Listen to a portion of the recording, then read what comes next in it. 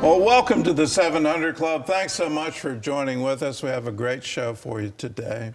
Well, here's a quote. The only thing standing between the people of Gaza and a ceasefire is Hamas. And that's the word from U.S. Secretary of State Antony Blinken. He also says Israel's latest proposal is extraordinarily generous. Well, while an agreement would put an invasion of Rafah on hold, Prime Minister Benjamin Netanyahu is promising to invade the last Hamas stronghold with or without a deal. CBN's Chris Mitchell reports from Jerusalem.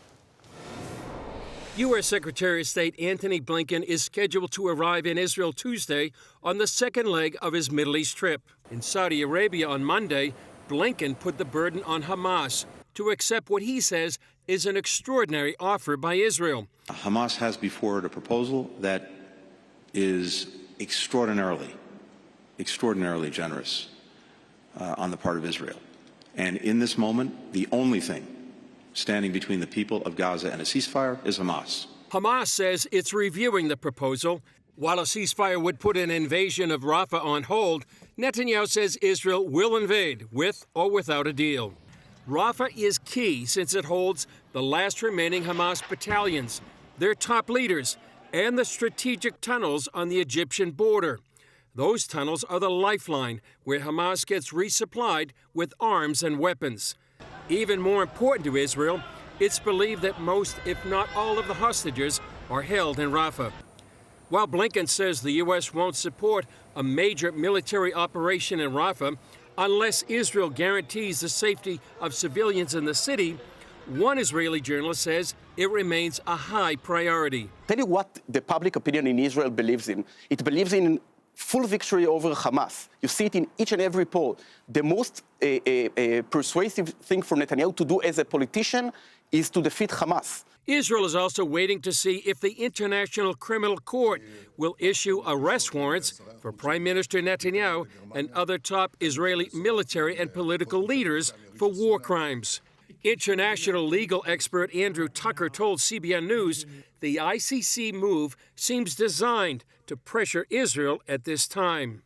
And to come out right now with an announcement, which has apparently been leaked, but they've informed Israeli leaders, or Israeli leaders have come to the knowledge that this is likely, I think is highly problematic.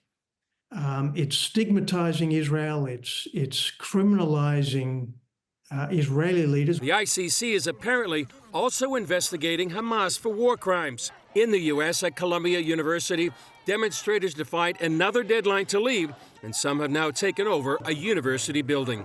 University officials say students who refuse to leave will be suspended. Chris Mitchell, CBN News, Jerusalem. We stand with Hamas. If you want to help the civilians in Gaza, put the pressure on Hamas. It should never be on Israel. And standing with Israel is absolutely the way to go here. Hamas is the problem, and this is incredible that you would see protests on our campuses where people say we are Hamas and that we stand with them and we support them in their effort to drive Israel into the sea. And in that, they use terms that somehow Israel is engaged in war crimes, or Israel is engaged in an apartheid state, or Israel is engaged in genocide. That's exactly what Hamas is doing. If you want to look at an apartheid state, look at Gaza. You can't be Jewish and walk the streets there.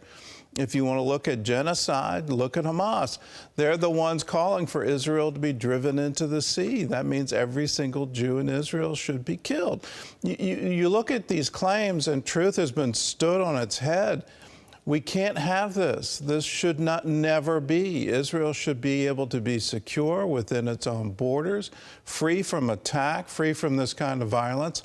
That won't happen until Hamas is eliminated.